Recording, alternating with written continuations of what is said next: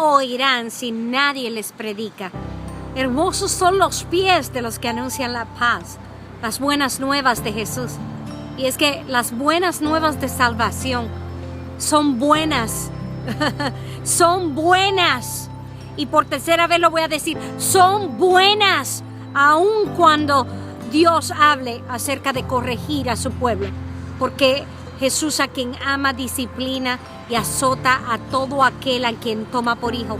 El azote es prácticamente que cuando tú vas a buscar esa palabra en el griego, en el diccionario griego, tú vas a ver en el contexto de qué Dios está hablando. Dios dice que prácticamente Él te mete en su boca y te mastica.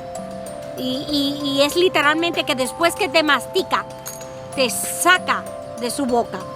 Entonces el azote quiere decir que Dios va a azotar a todo aquel a quien toma por hijo. El que no recibe el azote es un bastardo.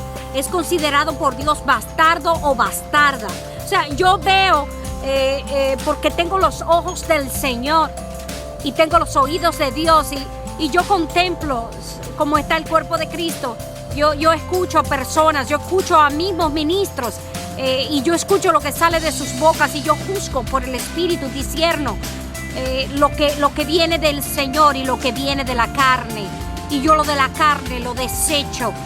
Yo lo considero como dardos de fuego del maligno, los cuales nosotros, los hijos del Señor, debemos aprender a discernir y a agarrarlos en el aire, a romperlos, romper esos dardos y torcerlos.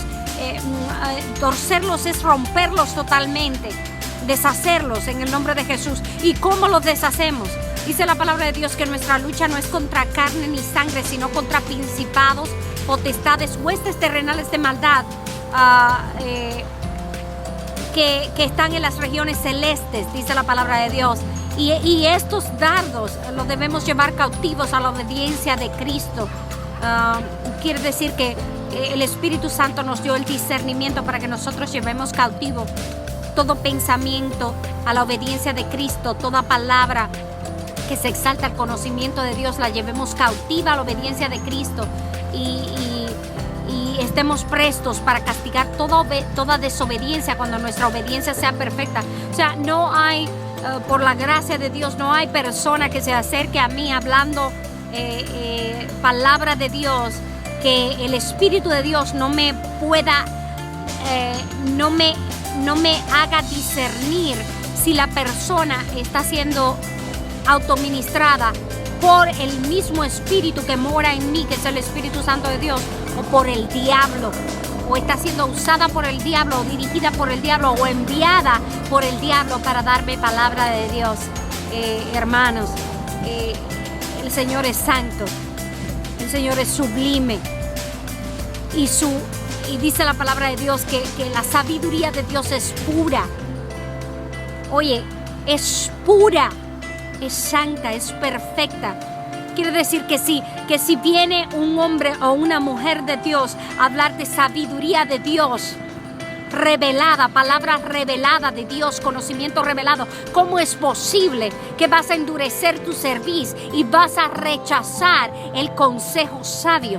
Y yo recordaba que siempre venía a mi espíritu en esta semana una palabra poderosa que yo jugaba con mi sobrinito pequeño, Vladimircito, el cual es un profeta por la fe, es un profeta de Dios, del Dios Altísimo, así me lo reveló Dios. Y yo consideraba esta palabra que yo le enseñaba a mi sobrino, que es,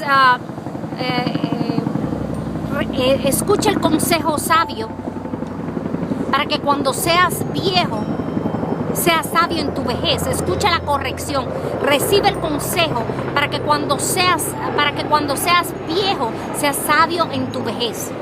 Esa palabra es poderosa, hermanos.